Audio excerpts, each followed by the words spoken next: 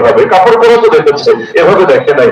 দেখে মন্তব্য করলেন হাদিসের শব্দ, মা রাআইতুকা লিয়াউমি ওয়ালা জিলদা মুখাব্বাতিন, আরে আজকের মতো এত সুন্দর তো আমি কোন চামড়া কোনদিন দেখি নাই, কোন কুমারী মেয়ের চামড়াও তো এত সুন্দর হয় না, এত সুন্দর চামড়া আমি জীবনে দেখি নাই। জাস্ট একটা কথা বললো, একটা কথা, কিছুক্ষণ পরই সেই যুবক জায়গায় বেহুশ হয়ে পড়ে গেল।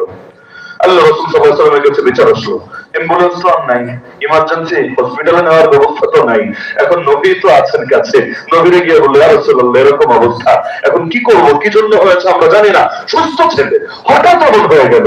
আল্লাহ নবী তিনি বুঝে ফেললেন, তিনি বলেন, আচ্ছা তোমাদের কেউ কি তাকে নিয়ে কোনো মন্তব্য করেছে অথবা তার দিকে অন্যভাবে তাকিয়েছে?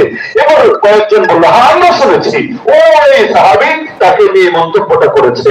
আল্লাহ নবী তাকে ডাকলেন, ডেকে নিয়ে আসো ওকে।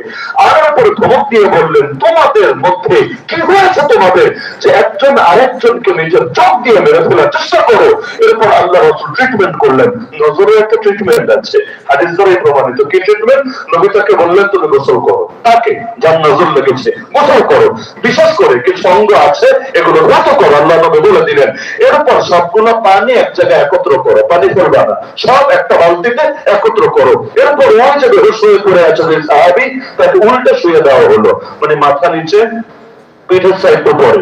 এরপর আল্লাহ রাসূলের আদেশে সেটা তার পিঠের উপর দিয়ে পুরো শরীরে ফেলে দেওয়া হলো। কিছুক্ষণের মধ্যে আলহামদুলিল্লাহ সুস্থ হয়ে সে আবার জেগে উঠলো। তার নজর প্রমাণিত নাকি প্রমাণিত না? কত সংসার ভাঙছে আজকাল নজরের কারণে। নিজে